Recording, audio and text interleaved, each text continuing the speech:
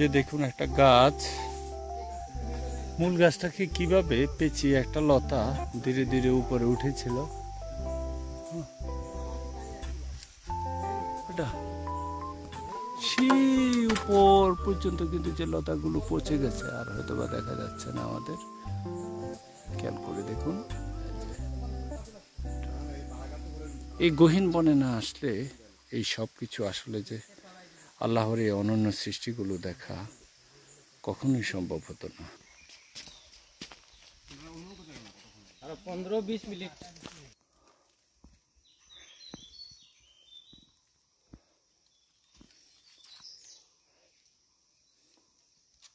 চার কিলো রাস্তা কোনো ব্যাপারই না। আমরা হলে কোনে পৌঁছে গেলাম না তো, আমরা যে আনফিট শরীর। হ্যাঁ, চলো ইনশাল্লাহ আল্লাহর নাম নিয়ে আবার স্টার্ট করি। আমাদেরকে এই চ্যালেঞ্জে বিজয়ী হতেই হবে। মুজিব যাও আগে আগে, তারপরে সুমন। সুমন হলো অস্ত্রধারী, আমাদের একমাত্র অস্ত্রধারী। আমরা সশস্ত্র প্রহরায় এগিয়ে যাচ্ছি হামহাম ঝর্ণা বিজয়ে।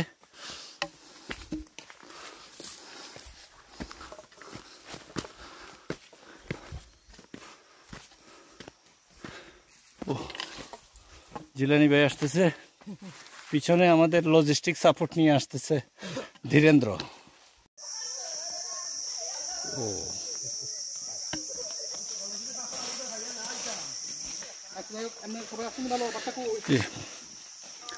আমাদের সাথে আরো একটা টিম আছে যারাও আসছে হামহাম অভিযানে, তারাও জয়েন করছে। তারা অবশ্য আমাদের পিছনে ছিল, আমাদের গতি কম দেখে তারা অলরেডি আমাদেরকে ধরে ফেলছে।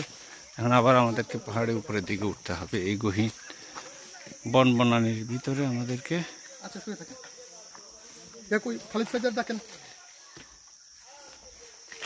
আবার উঠবো। এই যে যারা বাঁশ কাটে তারা এই গহীনে চলে আসে। আমরা প্রায়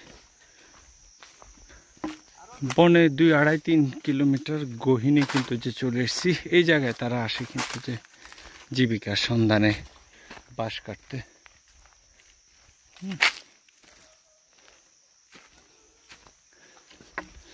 এখানে শুধুই বাঁশ, বাঁশঝাড়।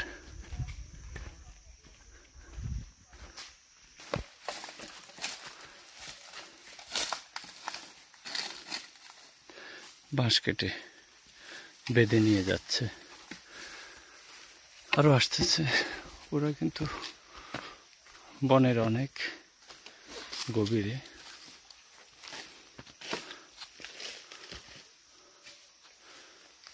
ওইটা একজনের কাঁধে দেখুন 2, 4, 6, 8, 10, 12, 13টা বাঁশ। আচ্ছা, আমাদের ধীরেন্দ্র জানালো যে ওরা এই বাঁশ বাজারে বিক্রি করবে। এই যে যে কয়টা বাঁশ নিল পরে যে জন কত টাকা বিক্রি করবে? গোটা মনে করেন 20 টাকা করে বিক্রি। 20 টাকা করে হলে 13টা 260 টাকা। 260 টাকা। এটা কোথায় বিক্রি করবে? একদম চাম্পাড়ায় গেলে বিক্রি করতে পারবে না? আচ্ছা, এটার জন্য কি বন বিভাগকে অনুমতি নিতে হয় না? টাকা দিতে হয়? টাকা দিতে হয় বন বিভাগকে। এই যেন এক বাঁশের রাজ্য। হ্যাঁ, না এই অংশটাই পুরো বাঁশ, বাঁশ মহাল, শুধু বাঁশ আর বাঁশ। যা কিছু গাছ ছিল এগুলো কেটে অলরেডি শেষ, এখন শুধু বাঁশ।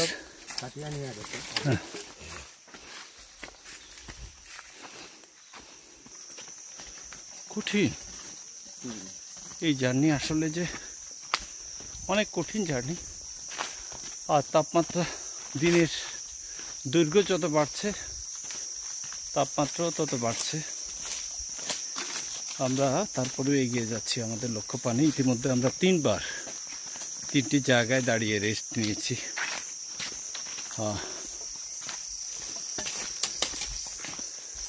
এখন যাচ্ছি শুধুই বাঁশ বাগানের ভেতর দিয়ে। অল্প কিছু যে সকল কাঠ গাছ ছিল সেগুলো অলরেডি কাটা হয়ে গেছে। এখন শুধু বাঁশ বাগান, চারদিকে দেখা যাচ্ছে। ভাবা যায় এত উচ্চতায় শুধু বাঁশ আর বাঁশ। আপনারা দেখবেন এই যে এটা একসময় একটা বাঁশ মোড়া ছিল, কিন্তু অনেকগুলো বাঁশ কিন্তু যে এখান থেকে কেটে নেওয়া হয়েছে, এখন শুধু নিচের অংশগুলো আছে। সুবহানাল্লাহ, পাহাড়ের মধ্যে কি পরিমাণ সম্পদ দেয়া আছে।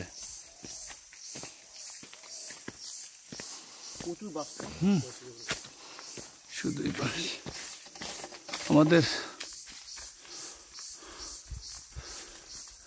ক্লান্ত অভিযাত্রী দল, আমাদের অভিযানের নিউক্লিয়াস হচ্ছে প্রিয় জিলানি ভাই।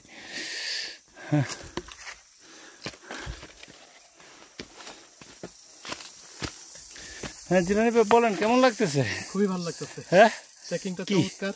হ্যাঁ প্রাকৃতিক পরিবেশটা খুব মনোরম। হ্যাঁ, সামনে হাম হাম ঝর্ণা দেখবো, এক্সাইটমেন্ট প্রচুর প্রচুর।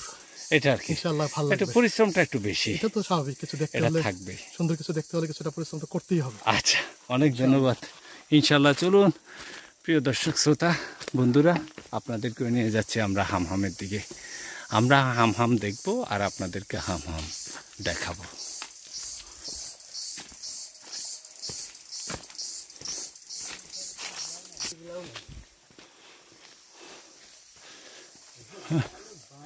ক্লান্ত হয়ে মুজিব পাশে একটা গাছের ঘড়ির উপর বসে গেছে।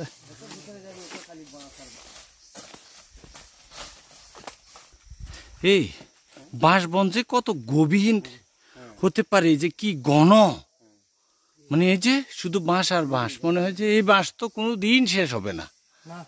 আর হ্যাঁ, শেষ হয় না, না মানে যে যতই কাটে বাড়তে থাকে। এ কতটুকু, এই পাশে গেলে কি আরো অনেক দূর?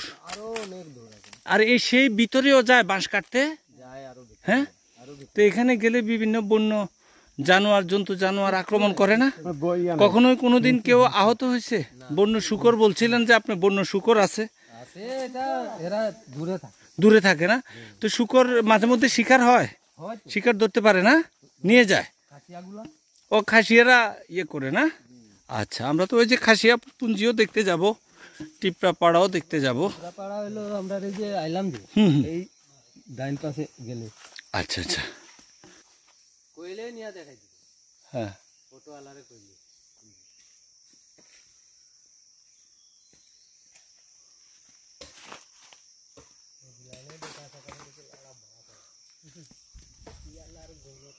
বাঁশ বাগানের মাথার উপর চাঁদ উঠেছে ওই, আর আমাদের এখানে সূর্য উঠছে। আজকে হামহামের পথে আমরা বাঁশ বাগানের মাথার উপর সূর্য দেখছি।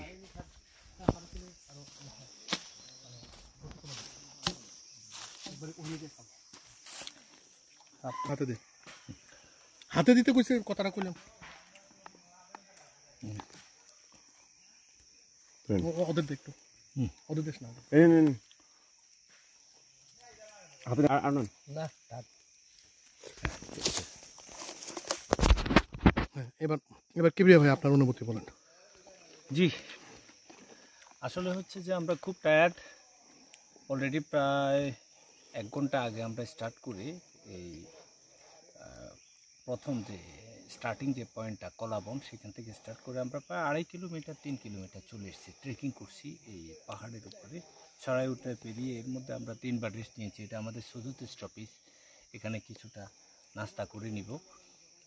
তবে একটু কষ্ট হচ্ছে, কষ্ট আছে বলেই তো আসলে যে প্রাপ্তিটা এত আনন্দের। তো আমরা যাচ্ছি হামহাম ঝর্ণা দেখব বলে এবং আপনাদেরকে দেখাবো বলে। সাথে জিলানি ভাই আছে, মুজিব আছে এবং আমাদের 2জন গাইড আছে চাম্পারা চা বাগান থেকে, যাদেরকে নিয়েছি, ধীরেন্দ্র আর হচ্ছে সুমন। হ্যাঁ, ওরাও কিন্তু যে আমাদের গাইড করছে। এখন আমরা একটু টুকিটাকি নাস্তা করছি। আর মুজিবের অনুভূতিটা শুনি। আমি মোহাম্মদ মজিবুর রহমান ভুইয়া। আমার অনেক দিনের একটা লালিত স্বপ্ন যে বাংলাদেশের একদম দুর্গম অঞ্চলে একটা সবচেয়ে কষ্টকর পথ বেয়ে এই ঝর্ণায় যেতে হয়। এটার নাম হচ্ছে হামহাম ঝর্ণা। বাংলাদেশের মৌলভীবাজার জেলার কমলগঞ্জ উপজেলার একদম সীমান্তবর্তী, ত্রিপুরার ইন্ডিয়ার সীমান্তবর্তী এই স্থানে এই কমলপুর, ইন্ডিয়ার ত্রিপুরার কমলপুর জেলা আর বাংলাদেশের কমলগঞ্জ উপজেলার সন্নিকটে সীমান্তবর্তী স্থানে এই ঝর্ণাটি অবস্থিত। তো এই ঝর্ণাটাতে আমরা যাচ্ছি এখন। গতকালকে আমরা আসছি কিবরিয়ার বড় ভাই, আমাদের ওই যে টি গার্ডেনের কর্মকর্তা, ওনার বাসায় ছিলাম রাতে থেকে। ম্যানেজার ভাইয়ের নাম জানি কি? জামালউদ্দিন খন্দকার। ওনার বাসায় ছিলাম, ওনার আপ্যায়নে খুব আমরা মুগ্ধ। দেশি মুরগি খাইছে রাতে, এটা দেশি বলো। মুরগি, মাছ বেশ বড় সাইজের ছিল। খেয়ে দিয়ে খুব চমৎকার আমাদেরকে আপ্যায়ন করছেন। খেয়ে আজকে সকালে নাস্তা করে পরে আমরা আর এই দুজন গাইডও দিচ্ছেন, গাইড আমাদের সাথে আছেন, তারা সার্বক্ষণিক। এবং এইটা আমাদের এই অফ সিজন হওয়ার কারণে, এখন তো ঝর্ণার সিজন না, অফ সিজন হওয়ার কারণে আমাদের জার্নিগুলো কষ্ট একটু কম হচ্ছে। তো সবাইকে বলবো যে যারা ভ্রমণ প্রিয় আসে তারা যেন এই সিজন অনুযায়ী তারা আসে। তো খুব বেশি কষ্টকর না হামহাম ঝর্ণা, যেটা আমি আগে শুনছিলাম অনেক কষ্ট হবে। মাত্র 4 কিলোমিটার। মাত্র 4 কিলোমিটার হাঁটতে হয়, তাও এক ঘন্টাখানেক হাঁটলে ট্রেকিং করলেই মনে হয় যে হয়ে যাবে। সবাইকে ধন্যবাদ। তো আপাতত পোস্ট করে। হ্যাঁ, আমাদের রেস্ট শেষ। এবারে আমরা আবার আমাদের স্টার্টিং শুরু, যাত্রা করব হামহাম। তো এ দা দিয়ে কি হয়? এ দা কেন থাকতে হয় সবসময়? বাঁশ কাটার লাগে, বাঁশ কাটার জন্য আর কি, যে হ্যাঁ বিপদ আপদ যাই হোক, এটা হচ্ছে যে কি একই সাথে অস্ত্র। হ্যাঁ সুমন, সব সময় থাকে এটা না মোটামুটি? আচ্ছা ঠিক আছে। এই কারণে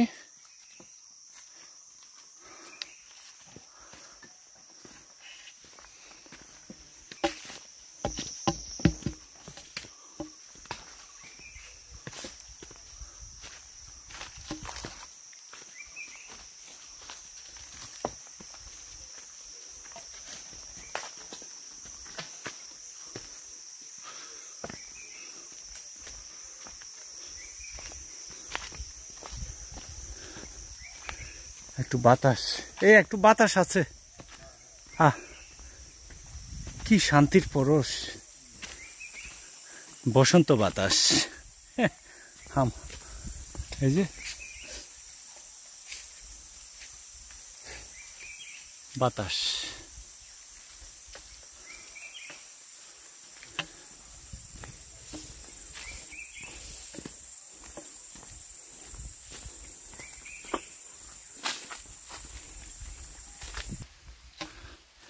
একটা ঝিরঝির বাতাস বয়ে যাচ্ছে পুরো বনের উপর দিয়ে। হ্যাঁ, গায়ে যখন একটু একটু লাগছিল, সে কি স্বর্গীয় অনুভূতি, অসাধারণ। এবং শিশি আওয়াজ, কিছু দূর কিচির মিচির এবং ঝিঝি পোকার শব্দ। কিছু দূর পর ব্যাঙের গ্যাঙ্গর গ্যাং, এর ভিতর দিয়ে আমরা এগিয়ে চলছি হামহাম ঝর্ণার দিকে, বাঁশবাগানের মধ্য দিয়ে। জি, আবার উঠতে হবে এই পাহাড় বেয়ে, এই ছড়াই উট্রাই পার হয়ে, তবেই না হামহাম ঝর্ণা। শিকড়গুলোই হচ্ছে এখানে সিঁড়ি।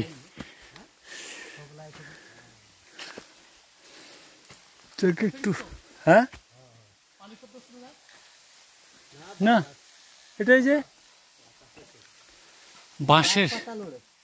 বাঁশ পাতা লড়ে বাতাসে, বসন্ত বাতাসে বাঁশ পাতা লড়ে।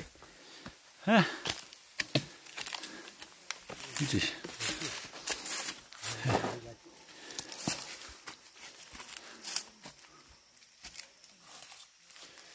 বাঁশ নিয়ে যাচ্ছে, কেটে বিক্রি করবে প্রতিটি 20 টাকা।